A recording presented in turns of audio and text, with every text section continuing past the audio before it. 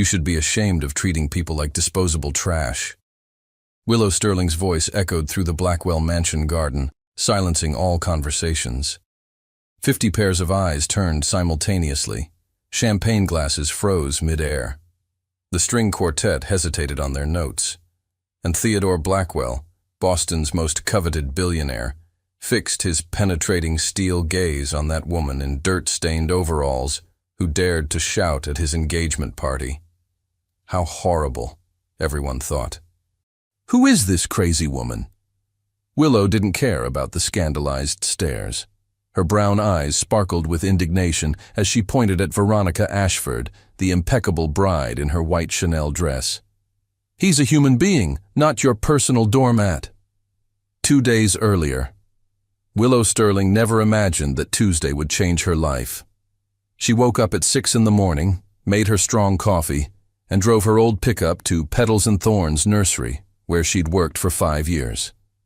At 28, she had transformed her passion for plants into a modest but satisfying career. "Good morning, Maggie," she greeted the nursery owner, a 60-year-old woman with a permanent smile. "Willow, dear, I have news." Maggie was practically bouncing. "We got the Blackwell contract." "The Blackwells? Like the Blackwells?" "Exactly. Theodore Blackwell is organizing a grand engagement party at his mansion. He wants the garden completely renovated in 48 hours. It's a miracle he chose us among all the landscaping companies in Boston." Willow felt her heart race. That contract could mean recognition, more clients, maybe even the chance to open her own business. She'd dreamed of this since graduating in botany, while raising her younger brother alone after their parents' death. "When do we start?" "Now. Get your team. And Willow, don't mess this up. The Blackwells are ruthless with incompetence." For 2 days, Willow barely slept. She worked under the scorching sun, planting blue hydrangeas, climbing roses, and fragrant jasmine. Each flower bed was designed with care, each stone positioned with precision. It was more than work, it was living art. The night before the event, while watering the last flowers under the stars, she felt proud. The garden was magical. On the engagement day, Willow returned early for final adjustments. The Blackwell mansion was even more imposing in daylight, a Georgian red brick construction with white columns and windows that reflected the sky. She was adjusting the lights in the trees when she heard it. "You're completely useless. Can't even hold a tray properly." The voice was shrill, cutting.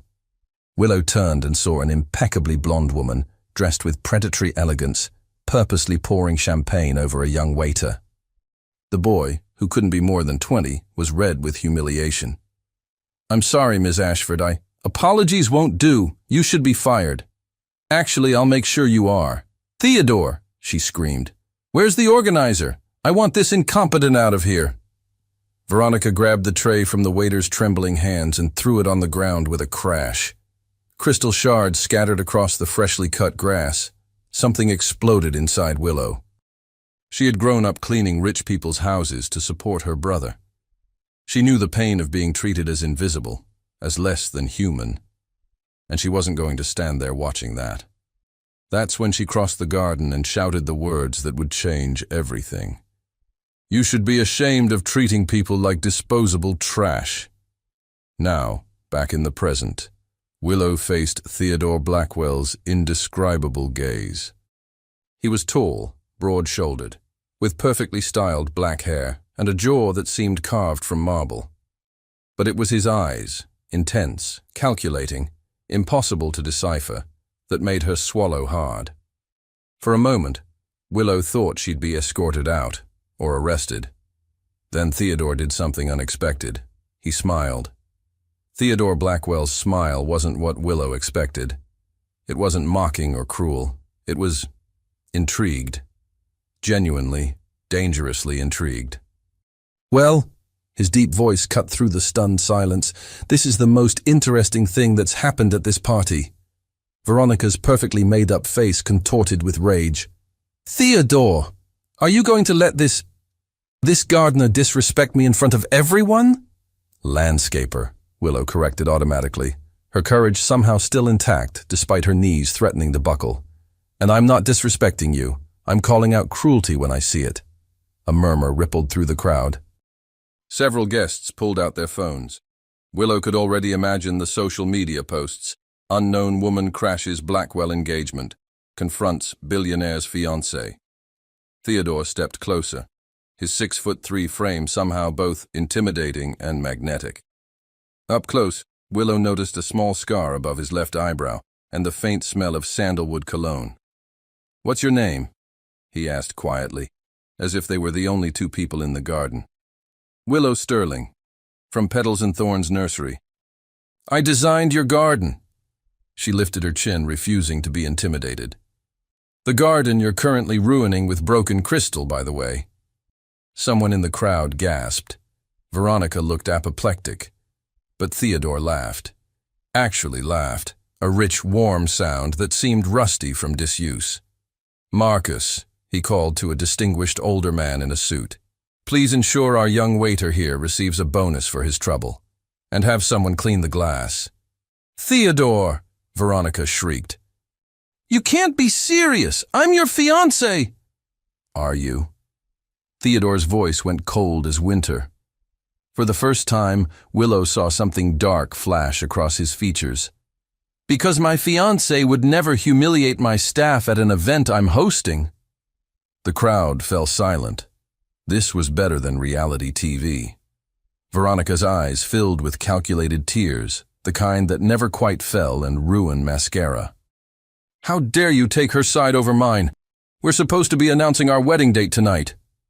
"Perhaps," Theodore said slowly, his eyes never leaving Willow's face. "We should discuss this privately." "No." Veronica's voice turned sharp. "Everyone here needs to know what kind of man you really are, Theodore. Cold, controlled. This whole engagement is just another business transaction to you."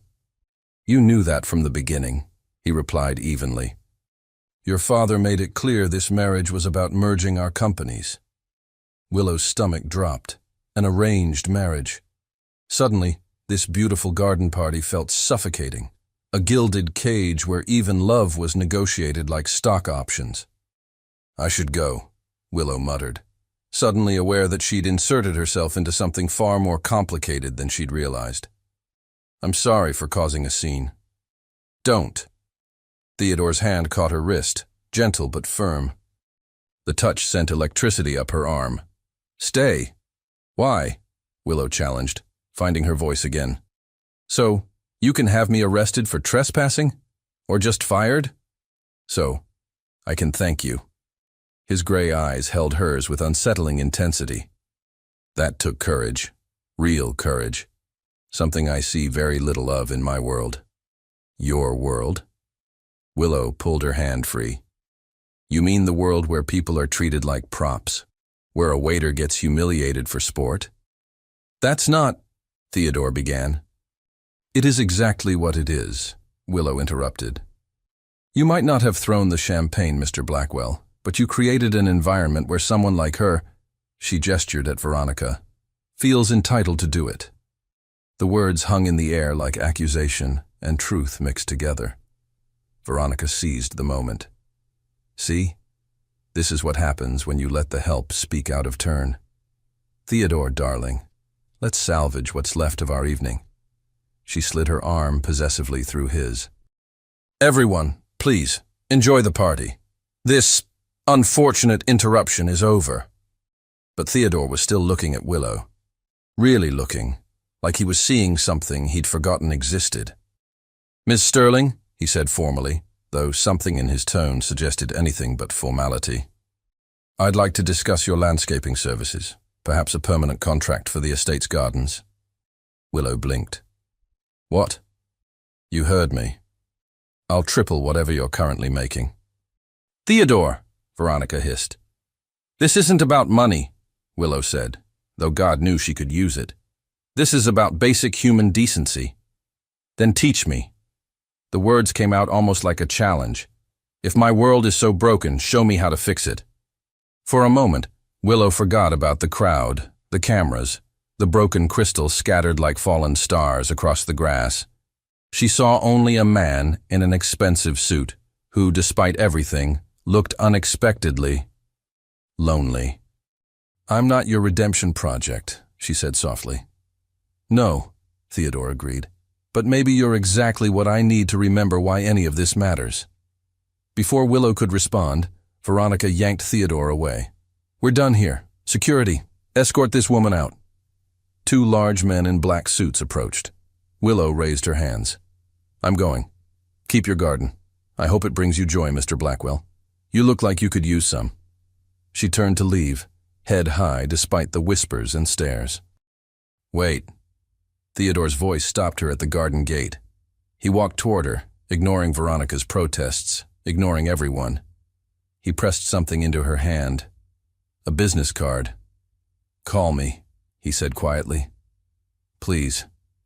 Willow looked down at the embossed card, then back at those storm-gray eyes. "Why would I do that?" Theodore smiled again, that same intrigued, dangerous smile. "Because you're the first person in 10 years who's told me the truth. And because—" He glanced back at Veronica, at the false party, at his gilded cage. "I think I'm about to make a very big mistake, or the best decision of my life. I haven't decided which yet." "Your fiancée is waiting," Willow said, pocketing the card without commitment. "She is," Theodore acknowledged. "But something tells me you'll be harder to forget." Willow walked away, aware of his eyes following her until she disappeared into the Boston evening. She didn't look back. But she kept the card. Willow didn't sleep. She lay in her small apartment above a bakery in Southie, staring at Theodore Blackwell's business card illuminated by streetlight. Embossed letters, heavy cardstock, the kind of luxury that whispered rather than shouted. Her phone buzzed for the 100th time. Social media had exploded. Garden Girl vs. Billionaire was trending. Videos of the confrontation had gone viral. Some called her a hero. Others called her an attention-seeking troublemaker. One tabloid headline read, "Mystery Woman Steals Show at Boston's Most Exclusive Engagement Party." "Great," Willow muttered. "Just what I needed. Internet fame." Her phone rang. "Maggie." "Please tell me you didn't assault a billionaire's fiancé," Maggie said without preamble. "I didn't assault anyone. I just spoke up." "You spoke up at the most important client we've ever had." "Willow," the Ashfords called. "They're threatening to sue us for emotional distress. And they want us blacklisted from every high society event in Boston." Willow's stomach twisted. "Maggie, I'm so sorry. I'll fix this. You'll come to the nursery at 8. We need to talk. Bring coffee. Strong coffee." The line went dead. Willow dropped her phone on the nightstand and covered her face with her hands. She'd ruined everything. The business Maggie had built for 30 years, her own career, all because she couldn't keep her mouth shut. But when she closed her eyes, she saw that young waiter's humiliated face. She'd do it again. Blackwell Tower, 6:47 a.m. Theodore hadn't slept either. He stood in his penthouse office, watching Boston wake up beneath him. Somewhere in that city was a woman who'd looked at him like he was just a man, not a bank account, not a business opportunity, not a means to an end, just a man who needed to do better. "You look like hell," said a voice from the doorway. Theodore didn't turn. "Good morning to you too, James." James Hartley, his best friend and CFO, walked in carrying 2 espressos. "The board is freaking out. 16 calls before 7 a.m. The engagement party videos are everywhere." "I know. Veronica's father is threatening to pull out of the merger." "Let him." James nearly dropped his coffee.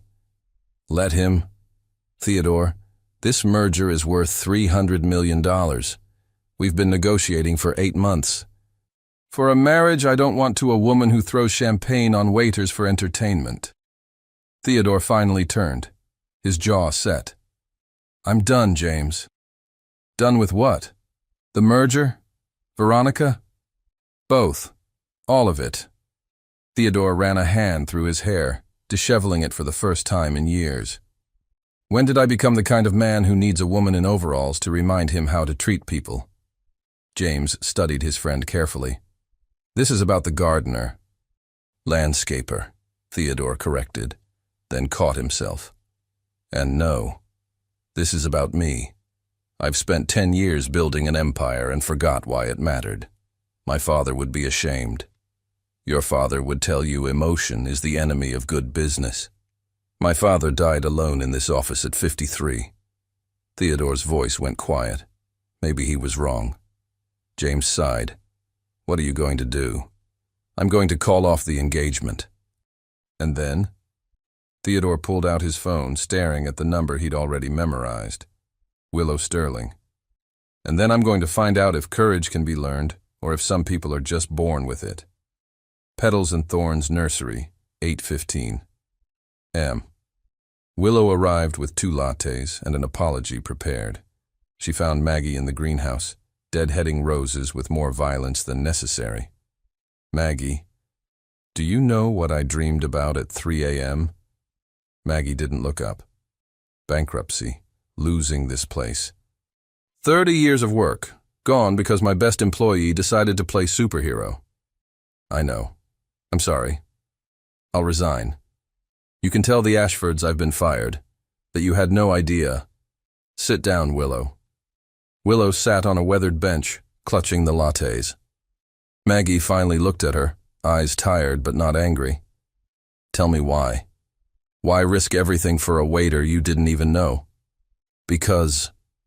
Willow's throat tightened. Because when I was 16, I cleaned houses. And one time, Mrs. Pemberton's son spilled wine on me deliberately. His friends laughed. She laughed. And nobody said a word.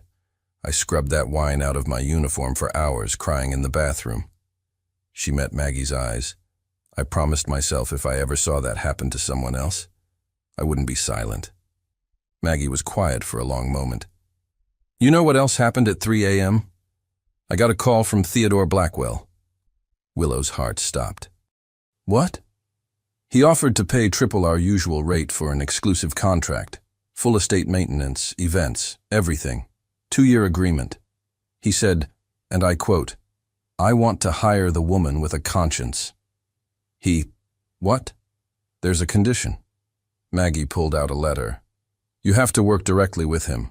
No intermediaries. He wants you to oversee all the gardens at his properties. Willow stared at the contract. The numbers made her dizzy.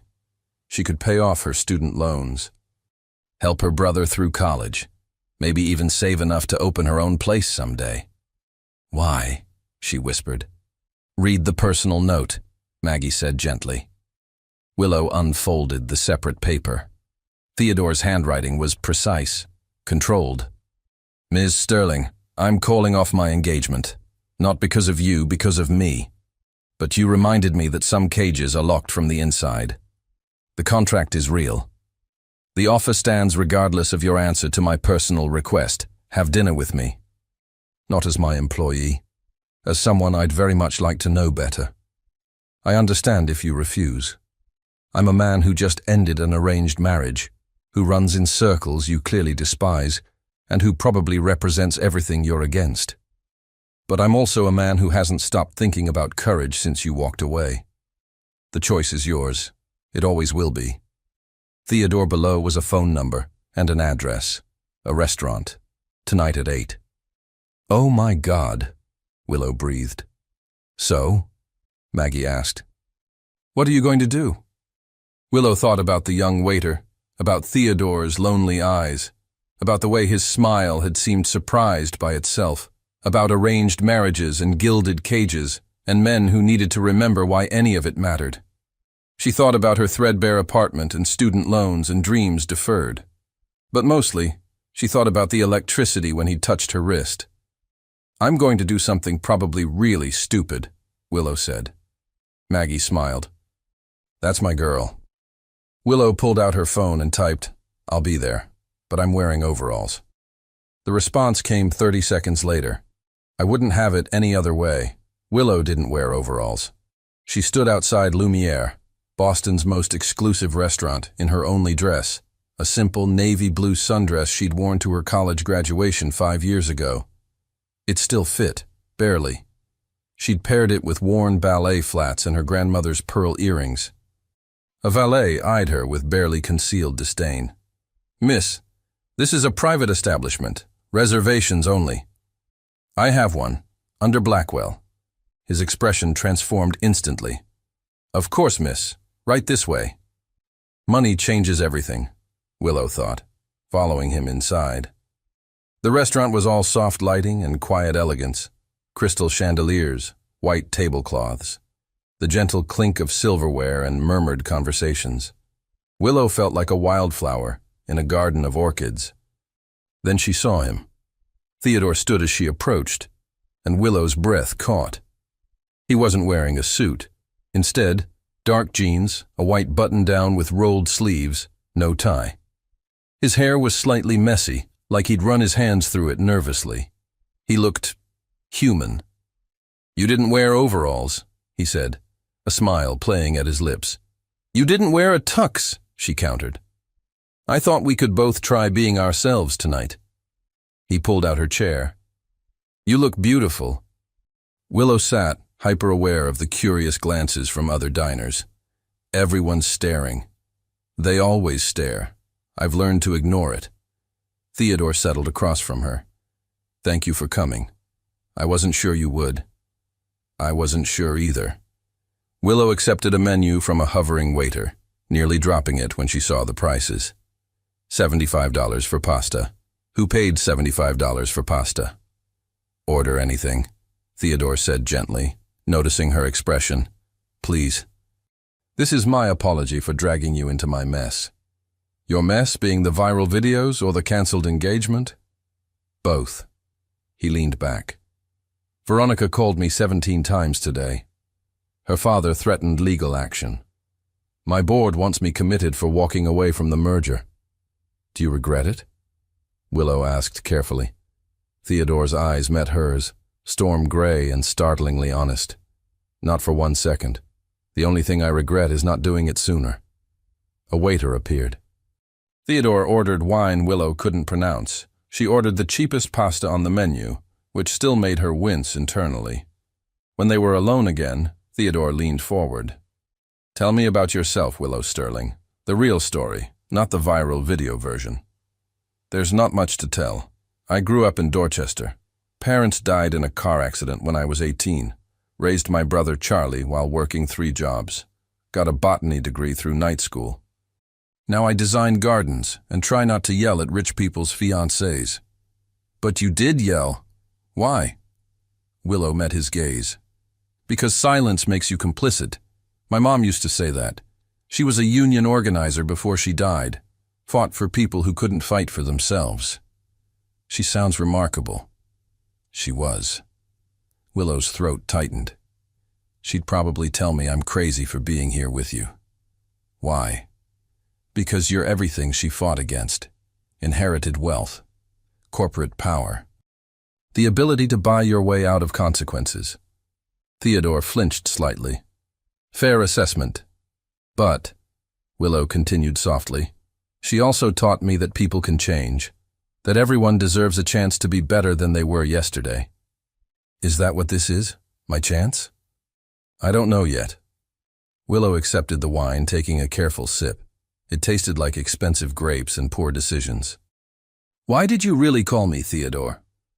"Because I haven't been able to stop thinking about what you said. That I created an environment where cruelty was acceptable." He turned his wineglass slowly. "My father built Blackwell Industries from nothing. He taught me that business was war, that showing emotion was weakness. I inherited his company at 25 when he died, and I've spent 10 years proving I was worthy of his legacy." "And the engagement?" "A merger disguised as a marriage. Veronica's father owns the second largest tech firm on the East Coast. Combined, we'd be unstoppable." His jaw tightened. "I convinced myself it was practical, strategic, that love was a luxury I couldn't afford. And now? Now I think I've been lying to myself." Theodore looked at her with unguarded vulnerability. "You walked into my garden covered in dirt, yelling about human decency. And you made me feel something I hadn't felt in a decade." "What's that?" "Ashamed. And then, When you left? Alive. The admission hung between them, raw and honest. Their food arrived. They ate slowly, conversation flowing easier now. Theodore asked about her favorite plants, peonies and wild roses. She asked about his childhood, lonely but privileged. He told her about learning to play piano. She told him about teaching her brother to ride a bike in a cemetery, because it was the only green space in their neighborhood. For 2 hours, they weren't a billionaire and a landscaper. They were just two people discovering they liked each other's company. Then Willow's phone rang. "I'm sorry," she said, checking it. Charlie's name flashed. "It's my brother. He never calls unless—" She answered. "Charlie? What's wrong?" Theodore watched her face drain of color. "What do you mean arrested? For what?" Her voice rose. "That's insane. I'm coming right now." She ended the call, hands shaking. "I have to go." "Charlie's been arrested. They're saying he stole something from a convenience store, but he wouldn't. He's a good kid." "Which station?" Theodore was already standing, pulling out his phone. "Theodore, you don't have to." "Which station, Willow?" "District C11, but I can handle—" "No, you can't. Not alone. Not tonight." He was already typing. "Marcus? I need Jonathan Reeves at District C11 in 20 minutes. Juvenile case, potential false arrest." He listened. "I don't care if it's his anniversary. Triple his usual rate." Willow stared. "You're calling your lawyer? For my brother? Best defense attorney in Boston." Theodore helped her with her jacket. "Come on. My car's faster than your truck." "Why are you doing this?" Theodore paused at the door, his hand at the small of her back. "Because you defended a stranger yesterday. Tonight, let me defend someone who matters to you." Willow felt tears threatening. "I can't afford—" "It's not about money." His voice was gentle. "It's about being the kind of man who deserves a second dinner with you." In the parking lot, Theodore's driver jumped out of a sleek black Mercedes. They climbed in, and as the car pulled away from the curb, Willow saw something that made her blood run cold. Across the street, Veronica Ashford stood beside a photographer, both watching them with calculating smiles. Veronica held up her phone, taking a picture of them together. "Theodore," Willow said quietly, "I think your ex-fiancé is following us." Theodore glanced back, his expression darkening. "Let her. She can't hurt us." But as they sped toward the police station, Willow couldn't shake the feeling that their evening was about to get much, much worse. And Veronica Ashford looked like a woman with a plan for revenge. District C11 smelled like stale coffee and broken dreams. Willow burst through the doors with Theodore close behind, scanning the crowded waiting area for her brother. "Charlie!" She spotted him on a bench, flanked by 2 officers. At 19, he still looked like the kid she'd raised, all gangly limbs and nervous energy. His eye was swelling shut, blood dried at the corner of his mouth. "Will, I swear I didn't—" Charlie started, then saw Theodore. "Who's that?" "My lawyer," Theodore said smoothly, though technically Jonathan Reeves hadn't arrived yet. He turned to the officers. "I'm Theodore Blackwell. Mr. Sterling's legal counsel is en route." "I trust my client hasn't been questioned without representation?" The older officer bristled. "We're within our rights to question a minor without an attorney present? Interesting interpretation of the law, officer?" Theodore's tone was ice wrapped in silk. "Detective Morrison," the man growled, "and he's 19, not a minor." "But he was assaulted while in your custody." Theodore gestured to Charlie's face. "I assume you've filed the appropriate reports." Morrison's expression soured. Before he could respond, a sharp voice cut through the station. "Theodore Blackwell defending petty criminals now. How the mighty have fallen." Willow turned to see Veronica Ashford gliding through the doors in a red dress that probably cost more than Willow's annual rent. Behind her, a weasel-faced man in an expensive suit carried a briefcase. "Veronica," Theodore said flatly, "what are you doing here?" "Civic duty." Her smile was poisonous honey. When I heard about the arrest, I felt compelled to make a statement. You see, the store that was robbed? My family owns it, and we're pressing charges to the fullest extent. Willow's stomach dropped. You set this up. Careful, dear. Slander is actionable. Veronica examined her manicured nails. The surveillance footage clearly shows your brother breaking in after hours, stealing cash from the register. Rather damning, I'd say. That's impossible. Charlie's voice cracked. I was at the library until 9, then went straight home. Can anyone verify that? Morrison asked, suddenly interested. Charlie hesitated. No, I was alone, studying for finals. Convenient, Veronica purred. The station doors opened again. A silver-haired man in an immaculate suit strode in, radiating competence. Jonathan Reeves, representing Charlie Sterling. Nobody speaks to my client until I've reviewed all evidence and charges. Thank God, Willow breathed. Reeves spent 10 minutes in hushed conversation with Morrison, then emerged looking grim. They have video footage, date stamped last night at 11:47 p.m., shows someone in a hoodie breaking the lock, entering the store, and taking approximately $200 from the register. It wasn't me, Charlie insisted. The person's face is partially obscured, Reeves continued, but the height and build match your client. And, he paused, they found the hoodie in your apartment during the search this afternoon, with the stolen cash in the pocket. Willow felt the world tilt. Search? They searched our apartment?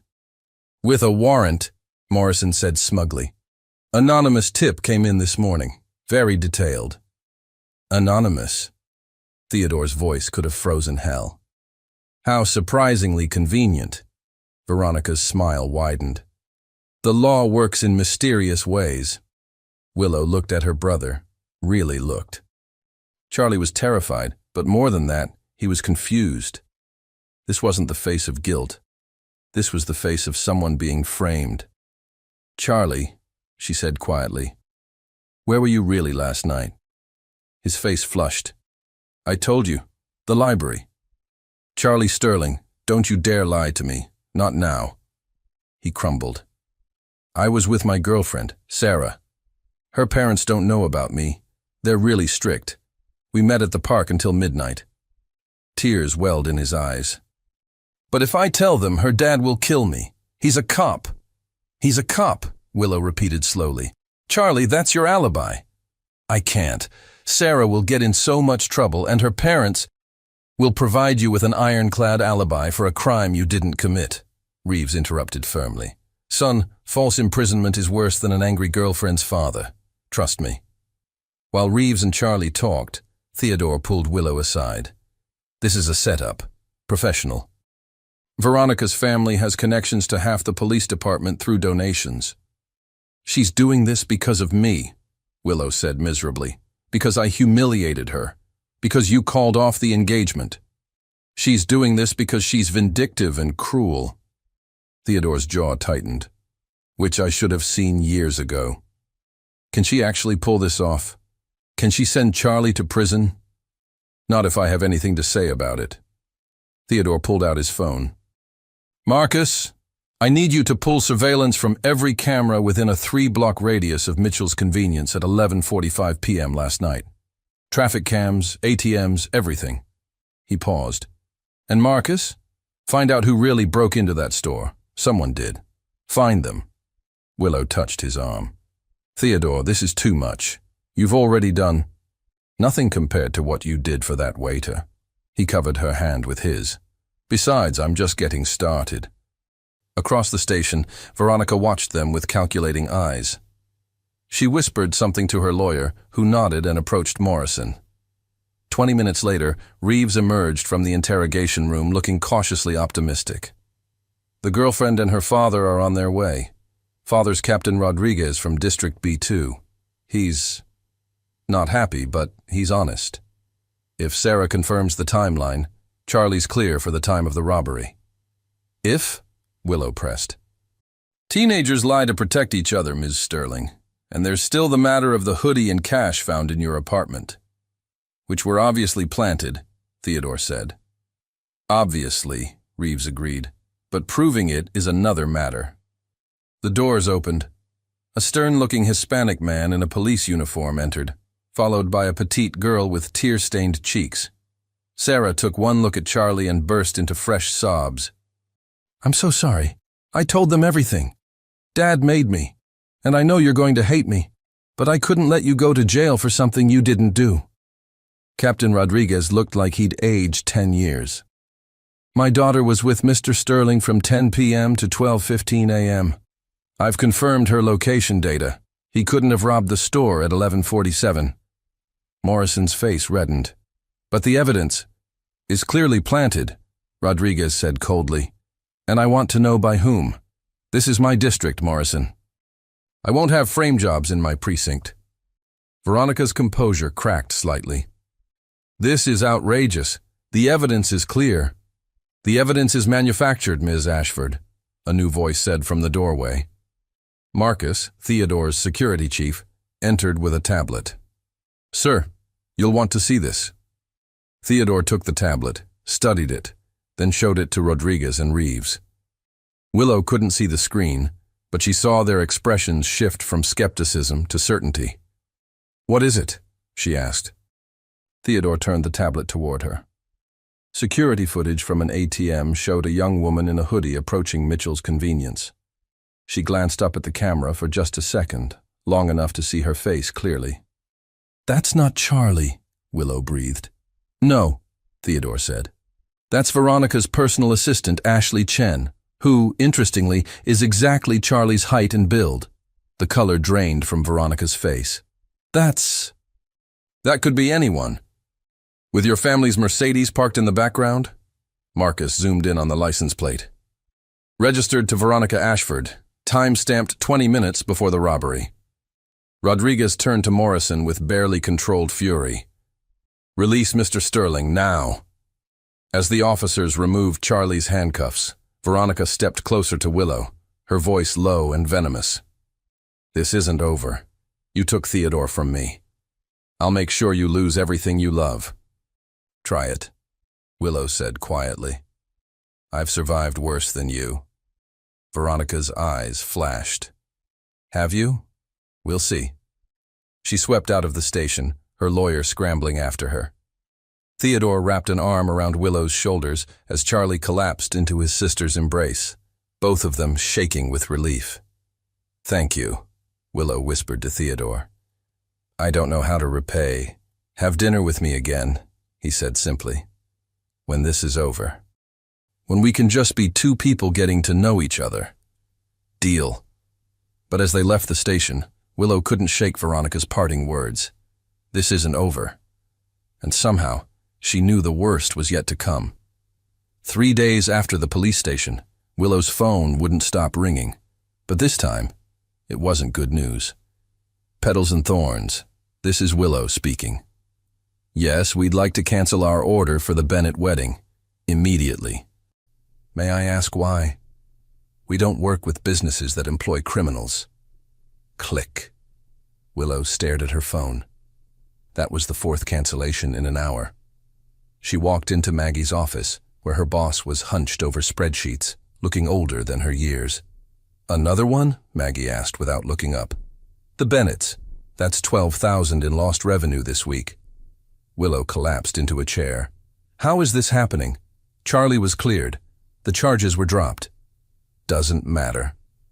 Maggie finally looked up, exhausted. "Someone's been calling our clients, planting doubts, suggesting your family has criminal connections. Very subtle, very effective." Willow's blood ran cold. Veronica. "Can't prove it, but yes." Maggie pulled out a letter. "This came certified mail this morning. The Ashford family is filing a civil suit against the nursery for reputational damage stemming from your actions at the engagement party." "That's insane. I didn't even work for them." "Doesn't matter. They're claiming emotional distress, defamation, loss of business opportunities. They want $2 million. Maggie's voice cracked. "Willow, I can't fight this. I don't have that kind of money for lawyers." "I'll figure something out. You'll what? You're the reason we're in this mess. Maggie stood, decades of stress finally boiling over. I know you meant well. I know you were being brave. But courage doesn't pay bills. It doesn't save businesses built over 30 years. The words hit like physical blows. Willow felt tears burning. I'm sorry. God, Maggie, I'm so sorry. Maggie's anger deflated as quickly as it came. I know you are, honey, but sorry doesn't fix this. Willow left the office feeling like she was drowning. Outside, she found Theodore leaning against his Mercedes, holding 2 coffee cups. Thought you might need this, he said gently. How did you... She stopped. Of course he knew. He always seemed to know. I can't talk right now. Then let me talk. Theodore handed her the coffee. Veronica's escalating. The lawsuits, the calls to your clients. It's textbook intimidation. It's working. Willow's voice broke. Maggie might lose everything because of me. Because I couldn't keep my mouth shut at your stupid engagement party. Because you did the right thing, Theodore corrected. Willow, look at me. She did. Those storm-gray eyes were steady, certain. I'm going to fix this, he said. You can't fix everything with money, Theodore. No. But I can use my resources to fight someone who's weaponizing hers. He pulled out his phone. Jonathan Reeves is already preparing a countersuit for harassment, and I'm calling in favors from every business connection I have. By tomorrow, your clients will know the truth about who's really behind this campaign. Why are you doing this? Willow asked, genuinely bewildered. You barely know me. We've had one dinner. Why risk more of Veronica's wrath? Theodore was quiet for a long moment. When he spoke, his voice was raw. Because the night we met, you showed me what integrity looks like. You risked your career for a stranger's dignity. The least I can do is risk my reputation for yours. He paused. And because over the past few days, talking to you has been the most honest I've felt in a decade. Willow felt something shift in her chest. Theodore? Come with me, he said suddenly. Right now. There's something I want to show you. I have to work. Please. 1 hour. Trust me. Against her better judgment, Willow got in his car. They drove in comfortable silence through Boston's streets until Theodore pulled up to a community garden in Roxbury. Willow had never been here before. Rows of raised beds tended by neighborhood residents, murals on the walls, the sound of children playing nearby. My father started this, Theodore said quietly as they walked through the gates. Before the company consumed him, before he forgot why money mattered, he gestured to a plaque, Blackwell Community Garden, Esta, 1995, where growth means more than profit. I didn't know he did this, Willow said softly. Nobody does. He made me promise not to publicize it. Said charity that needs recognition isn't charity. Theodore stopped at a bed of tomatoes, carefully staked and thriving. After he died, I almost sold this place. Told myself it was a waste of resources. What changed your mind? I came here one day to sign the papers. Found a kid, maybe 7 years old, showing his grandmother the first tomato he'd ever grown. Theodore's voice caught. He was so proud, so alive. And I realized my father hadn't wasted resources. He'd invested in something that actually mattered. Willow looked at this complicated man. Billionaire CEO who maintained a community garden, arranged marriage escapee who remembered one proud child. You're not what I expected, she admitted. Neither are you. He turned to face her. I expected someone self-righteous, preachy. But you're just good. Genuinely, frustratingly good. And it terrifies me. Why? Because I'm falling for you, Theodore said simply. And I don't know how to do this.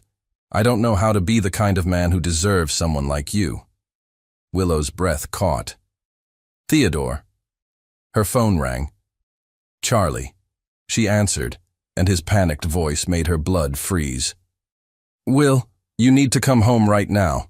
Someone broke into the apartment. It's bad. 20 minutes later, Willow stood in her destroyed apartment. Every plant she'd lovingly cultivated, shredded. Soil ground into the carpet. Her grandmother's pearls, the ones she'd worn to dinner, smashed on the floor and spray-painted across the living room wall in red. Go back to where you belong. Charlie sat on the couch, shaking. I came home from class and found it like this. I already called the police. Theodore surveyed the damage, his expression carved from ice. She's not just threatening anymore. Who would do this? Charlie asked. Will, what's happening? Willow picked up the broken pearls, the only thing she had left of her grandmother. Tears finally came, not of sadness, but rage. Veronica Ashford, she said. She's trying to break me. Theodore knelt beside her, gently taking the pearls. Then she doesn't know you at all. Maybe she does. Maybe I should just walk away. From the contract, from you, from all of this. Before someone gets really hurt. No. Theodore's voice was steel. We don't let bullies win. You taught me that. This isn't your fight. Yes, it is. He helped her stand, his hands warm and steady on hers. Because someone I care about is hurting. And because I'm tired of watching from the sidelines while cruel people do cruel things. Theodore, I'm going to make her pay for this, Willow, legally, publicly. I'm going to use every resource I have. That's not what I want, Willow interrupted. I don't want revenge. I just want this to stop. Then we make it stop together. He cupped her face gently, thumbs brushing away tears. You don't have to be brave alone anymore. For a moment in her destroyed apartment, Willow let herself lean into him. Let herself believe that maybe, impossibly, this broken billionaire and stubborn gardener could actually weather this storm. Then her phone buzzed. A message from an unknown number. A photo of Theodore and Willow at the community garden today, his hands on her face. Below it, Friday's press conference will be very interesting. Enjoy your last few days together. V. What press conference? Willow asked. Theodore's jaw tightened as he read the message. Veronica's family is holding a media event Friday, announcing their lawsuit, and he paused. My father's company secrets she somehow obtained during the engagement. What secrets? The kind that could destroy Blackwell Industries. Theodore's voice was hollow. And everyone who depends on it. Willow understood then. Veronica wasn't just attacking her. She was attacking everything and everyone Theodore loved. And she wouldn't stop until they were both ruined. Friday morning arrived like an execution date. Willow stood in Theodore's penthouse office, watching the media trucks gather outside the Ashford Hotel for the 11 o'clock press conference. Her hands shook as she held her coffee cup. You don't have to be there, Theodore said quietly from behind her. I can face this alone. No. Willow turned to face him. In 2 days they'd barely slept, gathering evidence, preparing statements, building their defense. She's coming after me, too. I have every right to be there. Theodore looked exhausted, but resolute in his charcoal suit. Willow, if you stand with me publicly, she'll destroy your reputation, your business, everything. She's already doing that. Willow set down her cup. Besides, I'm tired of hiding, tired of letting bullies win. James Hartley burst through the door, tablet in hand. You need to see this. Veronica just released a preview of her evidence. He showed them the screen. A video montage. Theodore and Willow at dinner, leaving the police station together at the community garden. Each image accompanied by voiceover claiming Theodore had abandoned his fiancée for a gold-digging employee and was using company resources for his affair. That's not, Willow started. Doesn't matter, James said grimly.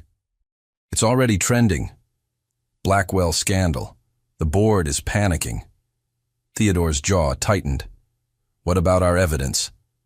Jonathan has everything ready. But Willow... James looked uncomfortable.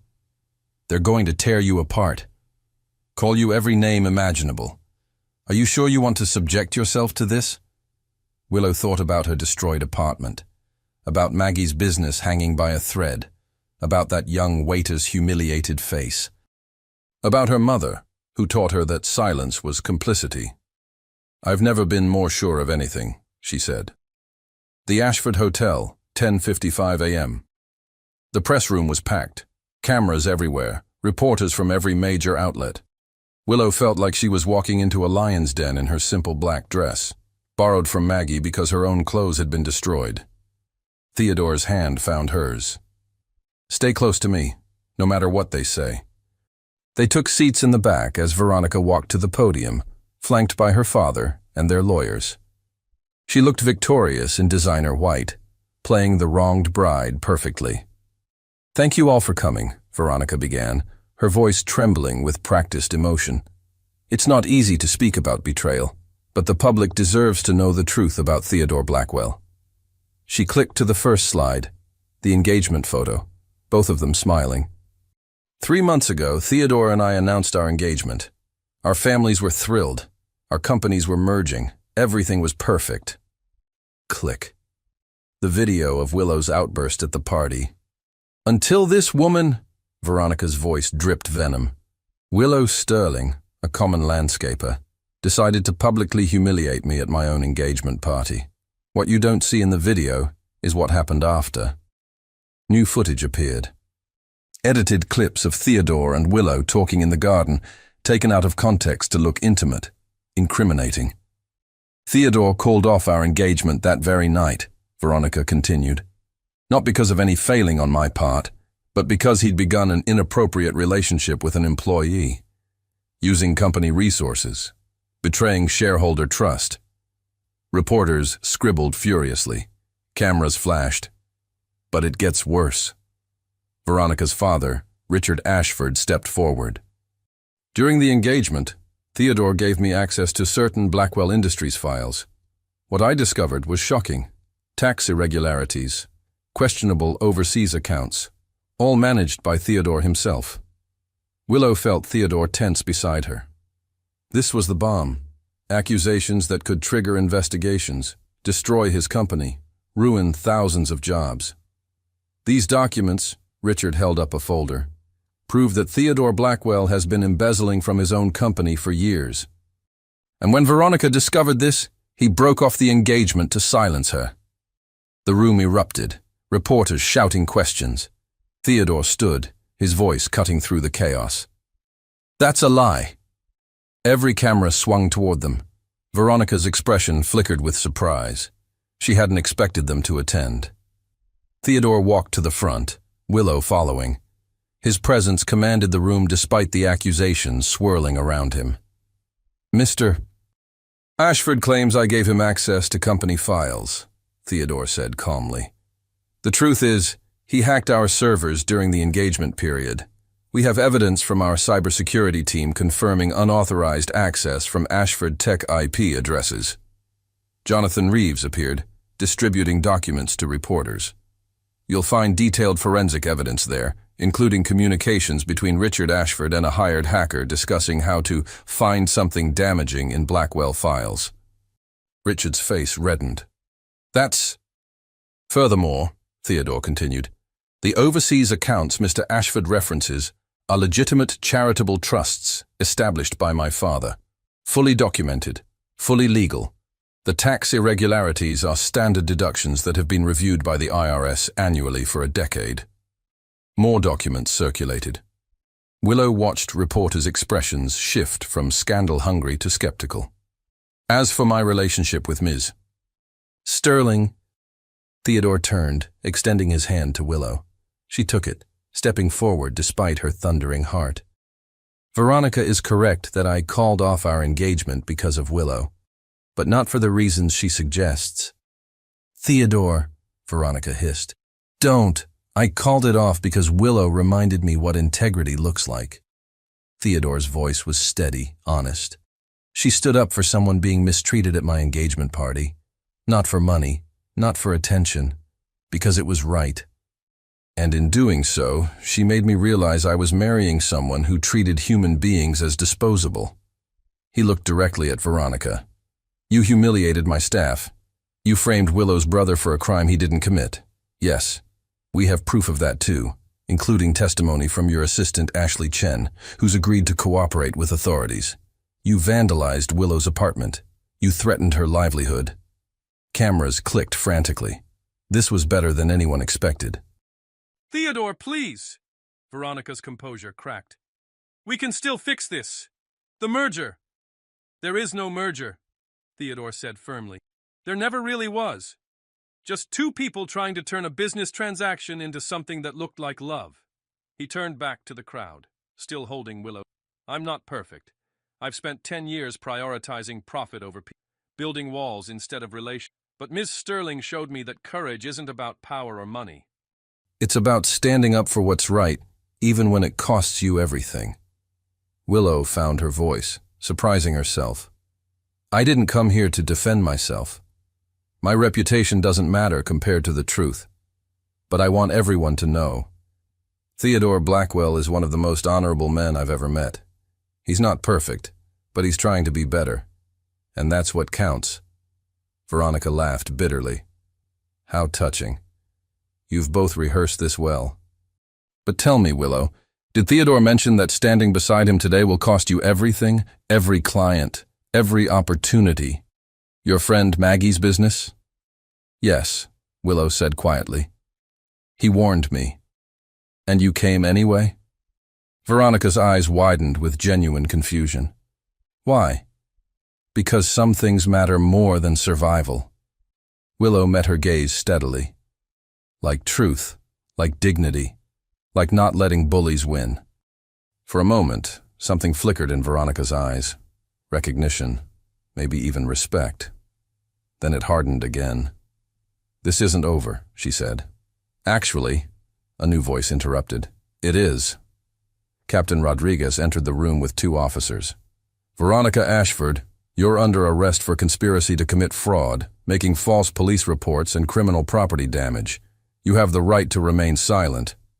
The room exploded. Cameras everywhere. Veronica's face went white as handcuffs clicked around her wrists. Richard Ashford was shouting about lawyers. Reporters mobbed Theodore and Willow with questions. Through it all, Theodore kept Willow's hand in his, anchoring her to reality. Outside, they finally broke free of the cameras. Willow collapsed against Theodore's car, adrenaline draining away. Is it really over? She asked. The legal part mostly. Rodriguez had enough evidence for the arrest. Theodore brushed a strand of hair from her face. But Willow, what you did in there, standing up for me, you didn't have to. Yes, I did. Willow looked up at him. Because somewhere along the way, this stopped being about a noivado or revenge or business. It became about you. About us. Us, Theodore repeated softly, like testing the word. I like the sound of that. So do I. Willow smiled, genuinely smiled, for the first time in days. So what now? Theodore pulled her close, his forehead resting against hers. Now, we figure out what us means, without drama. Without cameras. Just 2 people who somehow found each other in the middle of chaos. Sounds perfect.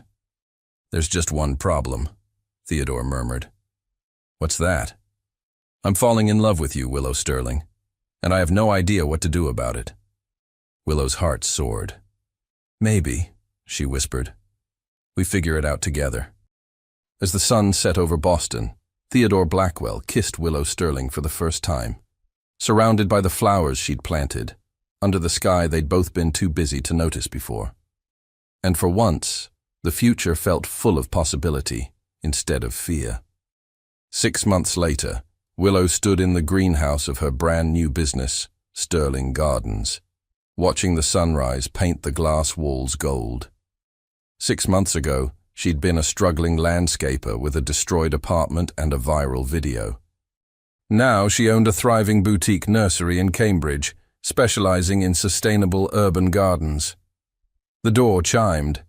Theodore entered carrying 2 coffee cups and a bag from her favorite bakery. You're here early, she said, accepting the coffee with a kiss. Couldn't sleep. He smiled, That genuine smile that still made her heart skip. Too excited about today. Today. The grand opening of the Blackwell Community Initiative, Theodore's new nonprofit, transforming unused urban lots into community gardens across Boston. It was everything his father had started, expanded citywide. Nervous? Willow asked. Terrified. Theodore set down his briefcase. What if nobody comes? What if they think it's just a PR stunt? Willow laughed, pulling him close. Theodore Blackwell, the man who faced down a hostile board, national media, and his ex-fiancée's arrest, is nervous about a ribbon cutting. When you put it that way. He buried his face in her hair. I just want to get this right. Make my father proud. Make you proud. I'm already proud. Willow tilted his face to hers. You walked away from a $300 million merger, restructured your entire company to prioritize ethical practices, created jobs for 50 people through the initiative. Theodore, you didn't just change, you transformed. Because of you. No, because of you. Willow kissed him softly. I just reminded you who you already were. The community garden, 2 p.m. Hundreds of people filled the new garden in Roxbury. Families, neighborhood kids, reporters, and community leaders. Willow stood beside Theodore at the podium, watching him address the crowd. My father taught me that success was measured in dollars, Theodore said. But a wise woman once told me that some things matter more than survival, like truth, like dignity, like treating people with basic human decency. He glanced at Willow, love evident in his eyes. She was right. So today we're launching something different. Not a business, not a tax write-off, but a promise that Blackwell Industries will invest in communities, not just markets, in people, not just profits. The crowd applauded. Charlie, now in his second year at Boston University on a Blackwell scholarship, whistled loudly. Maggie dabbed her eyes. Her nursery had rebounded stronger than ever, now the exclusive supplier for all initiative gardens. After the speeches, Theodore found Willow among the crowd. Walk with me? They strolled through the garden paths, past beds of tomatoes and sunflowers, past families planting together, past the laughter of children discovering vegetables for the first time. I have something for you, Theodore said when they reached a secluded corner. He knelt beside a newly planted bed, brushing soil away to reveal a small plaque. Willow's garden, where courage first bloomed. Tears sprang to Willow's eyes. Theodore, wait, there's more. He pulled a small box from his pocket, and Willow's breath caught. 6 months ago, Theodore said, his voice thick with emotion. You crashed my engagement party and changed my life. You showed me what real courage looks like, what integrity means, what love could be if I was brave enough to reach for it. He opened the box. Inside, a ring, a simple gold band with a single perfect diamond, flanked by 2 small emeralds. The emeralds are from your grandmother's broken pearls, Theodore explained. I had them reset, because even broken things can become beautiful again, even broken people. Willow covered her mouth, crying openly now. Willow Sterling, Theodore said. I love you. I love your courage and your kindness. I love how you make me want to be better every single day. I love that you wore overalls to our first date in spirit, if not in practice. I love that you never let me get away with anything, and that you believe in me even when I don't believe in myself. He took a shaky breath. Will you marry me? Not for business, not for convenience, but because I can't imagine facing another day without you beside me. Yes, Willow whispered. Yes, yes, 1,000 times yes. Theodore slipped the ring on her finger and stood, pulling her into a kiss that felt like coming home. Around them, people cheered. They'd gathered to watch, drawn by the emotion of the moment. Charlie tackled them both in a hug. Finally! Do you know how hard it's been keeping this secret? He asked my permission 2 months ago. Maggie was crying happy tears. I knew it. From that first dinner, I knew. As the celebration swirled around them, Theodore held Willow close, their foreheads touching. "Thank you," he whispered. "For what?" "For yelling at my engagement party. For being brave when I couldn't be. For showing me that the best things in life are worth fighting for." Willow smiled through her tears. "Thank you for being worth the fight." 2 years later. The garden at the Blackwell estate had never looked more beautiful. White roses and jasmine everywhere. Fairy lights strung through the trees, the scent of peonies, Willow's favorite, perfuming the air. Willow stood in the greenhouse-turned-bridal suite, adjusting her simple ivory gown. Not designer. Not expensive. Just perfect, like wildflowers turned wedding dress. "Ready?" Charlie asked, dashing in his new suit. At 21, he'd grown into a confident young man, pre-med student and volunteer coordinator at 3 community initiative gardens. "Ready," Willow said, taking his arm. They walked through the garden she'd designed 2 years ago, past the spot where she'd first yelled at Veronica, past the fountain where Theodore had smiled that dangerous, intrigued smile. Theodore waited at the altar, James beside him as best man. When he saw Willow, his composure cracked, tears streaming openly down his face. The ceremony was small, just people who mattered. Maggie, Captain Rodriguez and his daughter Sarah, Jonathan Reeves, the young waiter from the engagement party, now assistant manager at Theodore's favorite restaurant, Marcus and his entire security team, who'd become friends. "I, Theodore James Blackwell," Theodore said when it was time for vows, his voice strong despite the emotion, "promise to spend every day earning your love, to stand up for what's right, even when it's hard, to remember that people matter more than profit, to never forget the courage you showed me, and to try every day to be worthy of it." Willow squeezed his hands, her own vows ready. "I, Willow Marie Sterling, promise to love you in suits and in jeans, in boardrooms and in gardens, in chaos and in peace, to remind you who you are when you forget, to stand beside you, not behind you, to build a life with you that's messy and real and absolutely perfect." When they kissed, the small crowd erupted in applause. The reception. "Speech! Speech!" Charlie called, banging his glass. Theodore stood, pulling Willow up with him. 2 years ago, I was engaged to the wrong woman for the wrong reasons. I was building a life that looked successful but felt empty. Then a woman in dirty overalls yelled at my fiancé, and everything changed. Laughter rippled through the guests. "Willow didn't just show me courage," Theodore continued.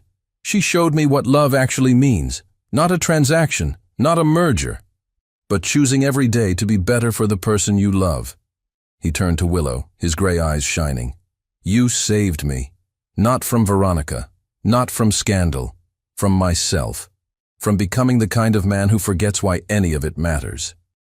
Willow stood, her voice carrying across the garden. "Theodore saved me too, not with money or lawyers, though those helped, but by showing me that people can change. That broken doesn't mean beyond repair, that sometimes the most unexpected love is the truest kind." She raised her glass. "To second chances, to courage, to gardens where love takes root. To us," Theodore added softly, his eyes only on her.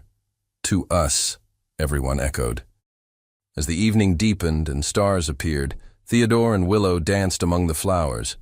Billionaire and gardener, arranged marriage escapee and viral video defender, 2 broken people who'd somehow made each other whole. "Happy?" Theodore whispered. Willow looked around, at friends celebrating, at gardens blooming, at the life they'd built from scandal and courage and impossible love. "Happier than I ever imagined possible," she said. And in the garden where it all began, surrounded by flowers and starlight and the people they loved, Willow Sterling and Theodore Blackwell kissed, not as their story ended, but as their forever truly began. The end.